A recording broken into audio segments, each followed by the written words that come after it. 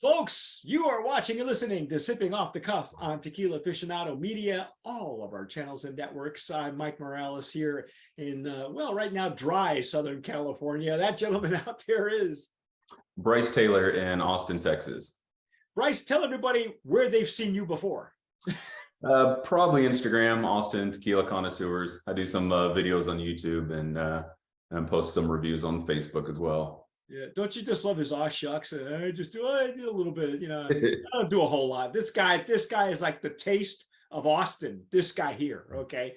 And we're very fortunate to have him as one of our TJs, one of our tequila jockeys. Today, we've got another brand coming out of Austin, and I'm excited for this one because it is, right now, it's going to make a big splash, I'm telling you. This is called Don Rico. Mm-hmm. And again, I got into it. I will confess that I thought this was coming out of one distillery that I had seen Rick Olivo, who is the owner, when he, oh, wow. Do that again, will you? I watched an interview with him and the friends of our channel at the Techie Ladies on Instagram. And all I heard him say was, Tequila's el Señor, or Dos Lunas, and I'm very familiar with that distillery. So I don't normally do this. Most of the time, it really is off the cuff. I don't break into these before we do the tasting online. Almost 99% of the time, we have just broken the seal off camera.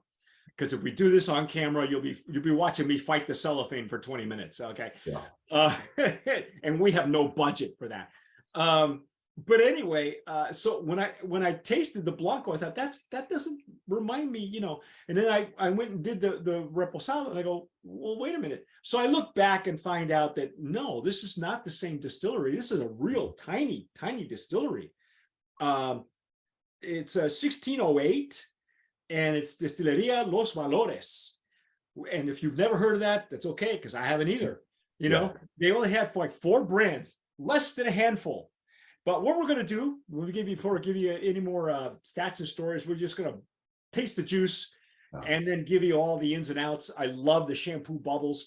If you watched our Blanco review, Bryce and I just flipped over that Blanco. It's very much old school in a more modern way, but it really does bring back a lot of memories for me, like old school Chinaco. Bryce, you had all kinds of info on this. How old are the agaves that they're using for this? 7-year agaves, but they're sourcing from the highlands and the valley. Well, there's only one other distillery that I know that's their MO, but let's face it, right now we're still on an agave shortage, so it makes more sense that they are sourcing from all areas where they can get it. But I think you said that's right, 7 years. 7-year, yeah, that's going to be a good mature agave. Well, that Blanco had vegetation, a little minerality, a little sweetness, lots of green pepper, a great finish. And the more passes, the more it starts to coat your palate. Because if you look, now, by the way, I poured a sample in my Stazo Jarrito here for mezcal. I like using that one. How long does it spend in the barrel, man? So it is only 3 months in an ex-bourbon barrel. Okay, so it's ex-bourbon. Yeah, ex-bourbon. Now the legs and tears, I don't know about you, but my legs and tears are a little bit thicker than they were on the Blanco. Yeah, they're holding a little. It's like they're holding a little longer. And that's due to the barrel. We expect that when you. What surprises me is it's very pale gold. That's why I asked you, because Bryce seems to have he's got the inside track on some of this information, where I did not get a lot of information, but we're gonna drill down, folks. That's why. Yeah, it's like a pale straw color, but I mean, it makes sense. 3 months in a barrel is not a lot of time. It's on the younger end for a Reposado. Well, and it looks like it's a used barrel too. So for those of you who are like G4 fanatics, who Felipe Camarena looks for beat up, old, worthless barrels, and those are what he ages his tequila in, because he's an agavero first. And I would imagine that was the MO behind this one, is that the agave was so good with the Blanco that we wanted not to get lost in the wood, right? Yeah, I would assume so. I mean, they probably started, trying it every few weeks, after the 2 months. And, if you hit that point to where you like it, then you've got to pull it. Yeah, yeah, So absolutely. let's start nosing here.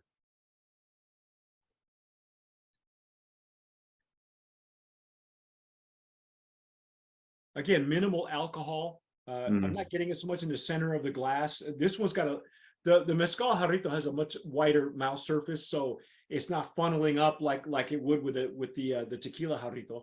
Yeah. Yeah, see how you can see the difference on that, and I have a couple of other ones. I just have to go dig them out. But in my case, I carry two of these and one of the tequilas, just on purpose, because I think for me, it allows me to get a little bit more of the nose right away, as opposed to waiting for it to funnel up through the chimney.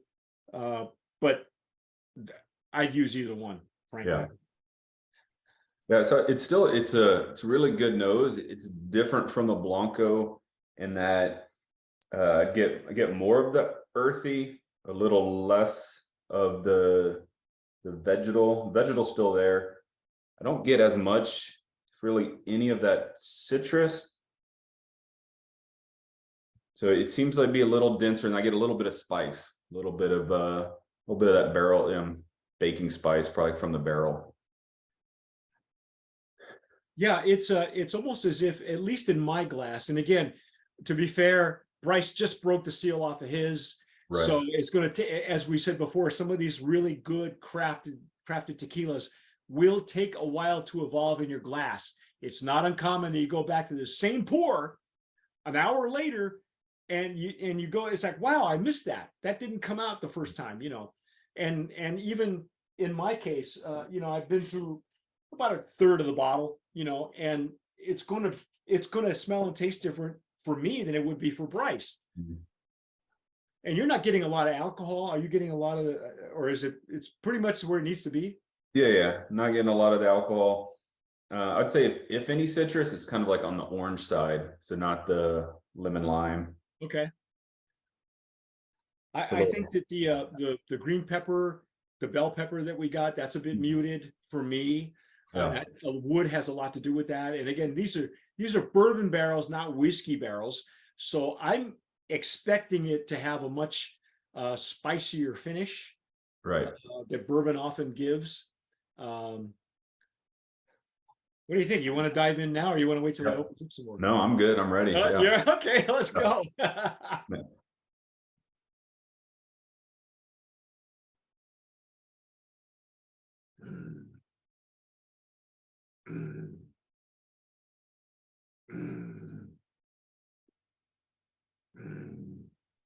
Oh yeah. And so bourbons, they have to use the American oak. So it's that American oak, and yeah, I'm getting the barrel influence, the spiciness, kind of those kind of the baking spices. Yeah, it's The char. the pepper that we got is now turned into almost like a little bit of a cinnamon hop. Yeah. For me. Or even like it's a little roasted, like take those same vegetables and now it's kind of been cooked a little bit. Yeah.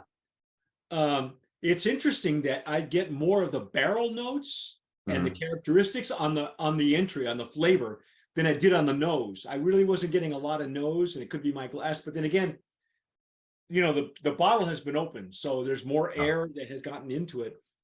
So those wood notes for me were way more subtle on the nose, but it's all on the palate. Yeah. You still taste the Blanco in it. And what I mean by that is if you did a side-by-side, you would still get those notes, but now they've been kind of rounded, and so instead of the white pepper and the crisp agave, it now seems like more the cooked agave, and you're getting kind of the cooked vegetal notes. The spiciness is starting to show up from the barrel. Yeah. In the rear of the palate, you're right. The second pass, once the barrel, and a barrel will do that. I mentioned, and maybe Bryce, you can clarify this for me, but I mentioned that the legs and tiers were a little bit thicker. Mm. Legs and tears are no indication of quality, but it is a good sign. And when we noticed that, for me, the Blanco tears and legs were a bit thin, and that's okay too. Mm. But now they're thicker because they have been sitting in a barrel, because a barrel will add that quality to the legs and tears, because what that is an indication of is the mouthfeel. Ultimately, when you're looking at legs and tears, you're hoping that this is what you taste when you intake it.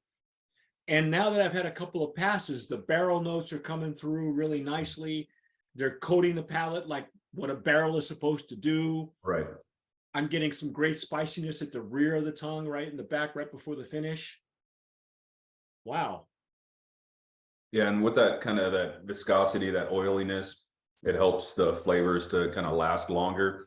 And the flavor I'm getting the longest are those barrel notes, but they're not overwhelming. I mean, like I said, 3 months in a barrel, so they're present, they're there, but it's not oak heavy whatsoever. No, and just judging from, again, the age of and the color, it'll probably, the barrels have probably been used already a few times. It wouldn't surprise me at all. So that the barrel influence is much less. Again, taking a page from G4 and from Felipe Camarena, the mad scientist of tequila, where he looks for these barrels that are ancient and beat up. I wouldn't go that far with this one, because Right. personally, I like a little bit of the barrel notes of spiciness, particularly in bourbon, because for me, I like my tequila to have a little bit of a bite on the finish, as opposed to all around sweetness from a Tennessee whiskey barrel. Yeah, I totally agree. Yeah, it's tequila. It should make itself known. Yeah, exactly. Yeah. Thank you very much. But See, yeah, yeah, sometimes we're on the same page. yeah, Most of the time he's like somewhere else, and yeah. I don't catch up with the Bryce. So mm.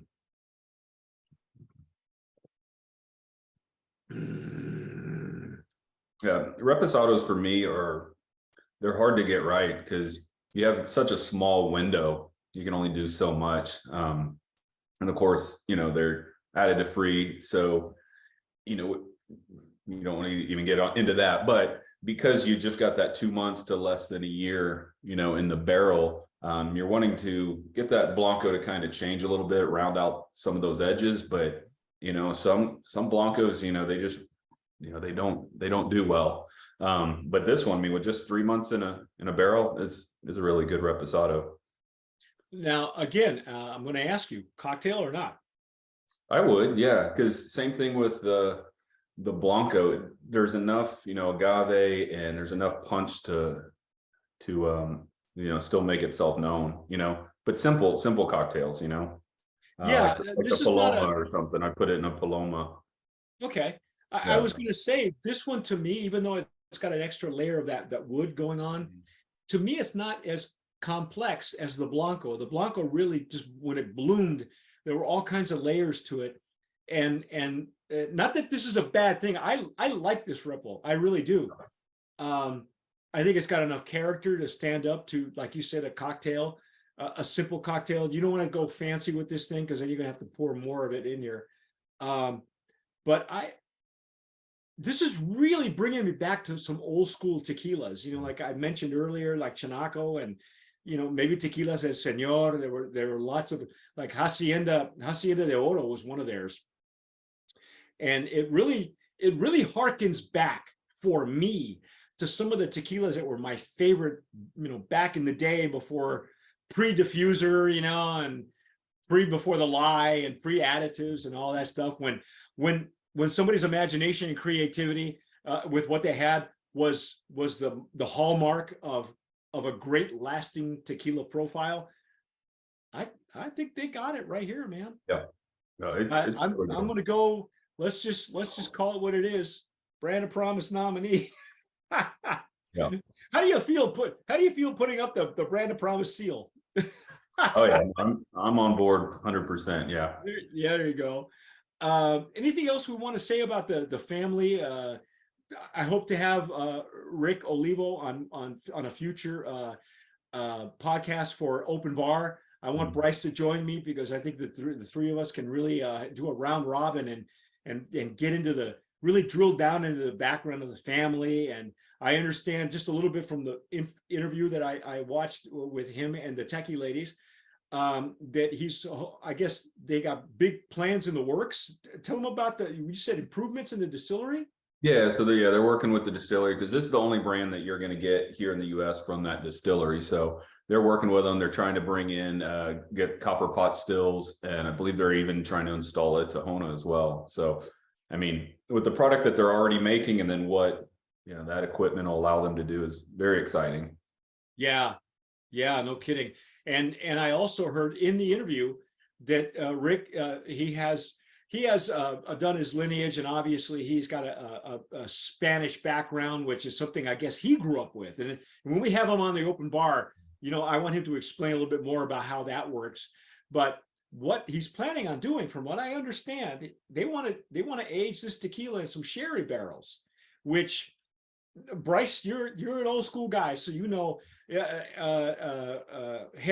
Remember that tequila, Jerecito, that was one of the first ones ever aged in a sherry barrel.